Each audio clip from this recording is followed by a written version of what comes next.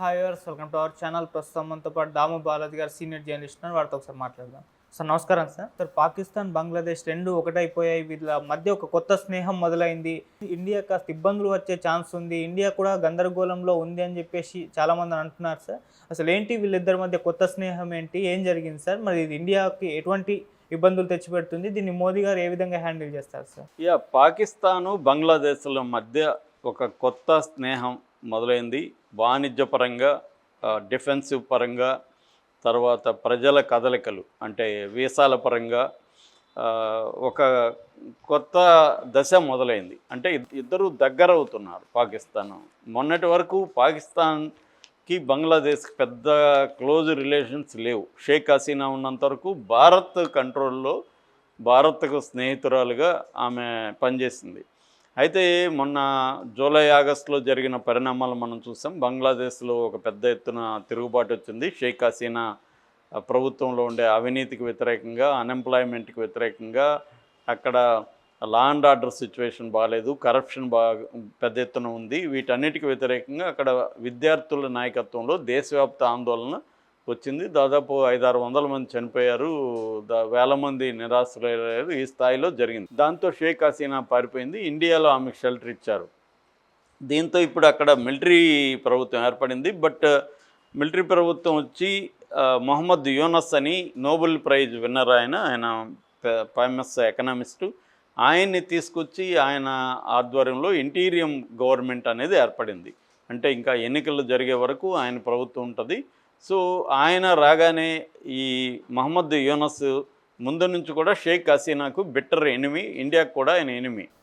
So ఆయన ఏం చేశాడు, ఈయన రాగానే ఏం చేశారంటే పాకిస్తాన్తో సంబంధాలు మెరుగుపరుచుకోవడానికి ఆయన మొదలుపెట్టారు. ఇందులో ప్రధానమైనది ఏంటి అంటే షాబాజ్ షరీఫ్, పాకిస్తాన్ ప్రధానమంత్రి, మహమ్మద్ యూనస్ వాషింగ్టన్లో కలిశారు, అమెరికాలో కలిశారు. ఇద్దరు కొన్ని చర్చలు చేశారు. దాని తర్వాత మొన్న కార్గో షిప్ ఒకటి కరాచీ, పాకిస్తాన్లో నుంచి కరాచీ పోర్టు నుంచి బంగ్లాదేశ్లో నుంచి చిట్టగాంగ్ పోర్టుకి చేరింది. బంగ్లాదేశ్లో 2 పోర్టులు ఉంటాయి, చిట్టగాంగ్ పోర్టు ఒకటి, మోంగ్లా పోర్టు. ఈ 2 పోర్టులలో మోంగ్లా పోర్టు మొన్నటి వరకు భారత నిర్వహణలో ఉండేదన్నమాట. ఇప్పుడేమైంది, పాకిస్తాన్తో ఈ డైరెక్ట్ సంబంధాలు పెట్టుకున్నారు. ఫస్ట్ టైం ఈ 50 ఏళ్లలో 1971లో బంగ్లాదేశ్ ఏర్పడింది. ఫస్ట్ టైము పాకిస్తాన్ నుంచి ఒక షిప్పు డైరెక్ట్గా చిట్టగాంగ్ చేరడం అనేది ఫస్ట్ టైం అనమాట. దాంట్లో 2300 TEU అంటారు. TEU అంటే షిప్పులో ఉండే వాల్యూమ్ని, సరుకుల వాల్యూమ్ని TEUలో కొలుస్తారు. TEU అంటే అర్థం ఏమంటే 20 ఫీట్ ఈక్వలెంట్ యూనిట్ అని. TEU 20 ఫీట్ అంటే ఇప్పుడు ఒక కంటైనర్, 20 ఫీట్ కంటైనర్ ఎంత వాల్యూమ్ ఉంటుందో దాన్ని వాళ్ళు అలా కొలుస్తారు. 2300 TEUలకి సమానమైన వివిధ వస్తువులు ఆ షిప్లో ఉన్నాయి. అది ఇప్పుడు చిట్టగాంగ్ చేరింది. ఇది ప్రపంచవ్యాప్తంగా ఒక షాకింగ్గా చెప్పుకోవచ్చు. అంటే పాకిస్తాన్, బంగ్లాదేశ్ మన దగ్గరే ఉన్నాయి, పక్కనే. అవి 2 ఒకటైతే ఏంటి పరిస్థితి అనేది ఒక ఆందోళన ఇండియాలో మొదలైంది. అది నెంబర్ 1. నెంబర్ 2 ఏంటంటే కొన్ని POF అంటారు. POF అంటే పాకిస్తానీ ఆర్డినెన్స్ ఫ్యాక్టరీ, ఆయుధాల కర్మాగారం.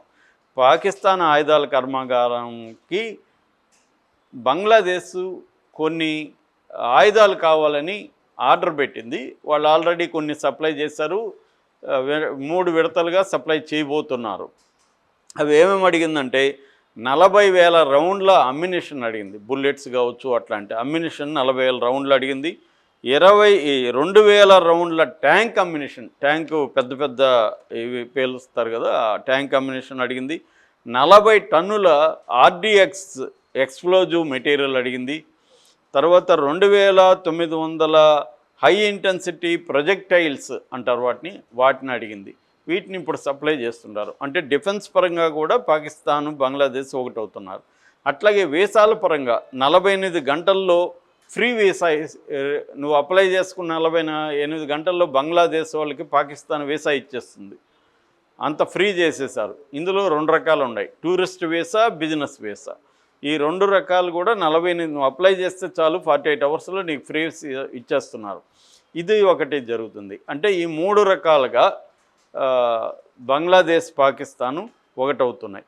మామూలుగా మనకి బంగ్లాదేశ్ని చూస్తే 2001 నుంచి 2006 ఆ టైంలో ఖలీదా జియా ఆధ్వర్యంలో బిఎన్పి ఉండేది, బంగ్లాదేశ్ నేషనల్ పార్టీ ఉండేది. బంగ్లాదేశ్ నేషనల్ పార్టీ ఆధ్వర్యంలో ఉన్నప్పుడు ఆమె కొంత ప్రో పాకిస్తాన్గా యాంటీ ఇండియాగా ఉండేది. అయితే షేక్ హసీనా మొత్తంగా 15 ఇయర్స్ పాటు 15 ఏళ్ళ పాటు బంగ్లాదేశ్ను పరిపాలించింది. 96 నుంచి 2001 వరకు, 2009 నుంచి 2024 వరకు. ఈ పీరియడ్లో ఆమె ఇండియాకి అనుకూలంగా బలంగా ఉనింది.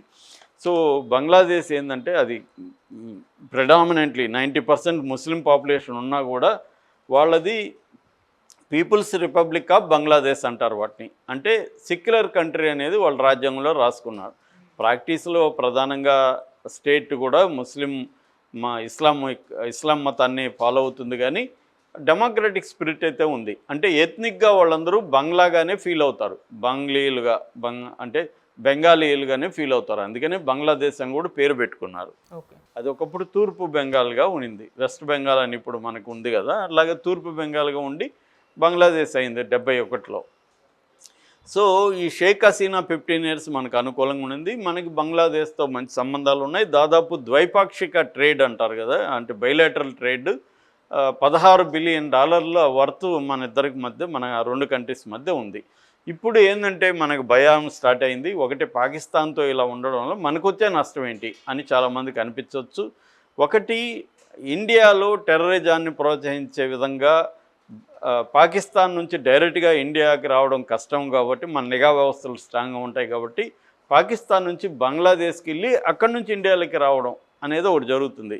మనకి 2001 నుంచి 6 ఆ ప్రాంతంలో, ముఖ్యంగా 2004లో చిట్టగంగ పోర్ట్లో దాదాపు 10 ట్రక్కుల వెపన్లు దొరికాయి అన్నమాట, అక్రమంగా వెళ్తున్న వెపన్స్. అవన్నీ కూడా ఇండియా కోసమే వాడుతున్నారు. సో బంగ్లాదేశ్ని ఇండియా మీద అటాక్ చేయడం కోసం బంగ్లాదేశ్ని వాడుకుంటుంది పాకిస్తాన్. అది ఇప్పుడు మళ్ళీ జరిగితే ఇండియాలో టెర్రరిజం పెరిగే అవకాశాలు ఉన్నాయి. రెండవది, ఈ బంగ్లాదేశ్ దగ్గరే మయన్మార్ ఉంటుంది. మయన్మార్ తీవ్రవాదులు కూడా బంగ్లాదేశ్ ద్వారా వాళ్ళు కొంత పాకిస్తానీ సపోర్ట్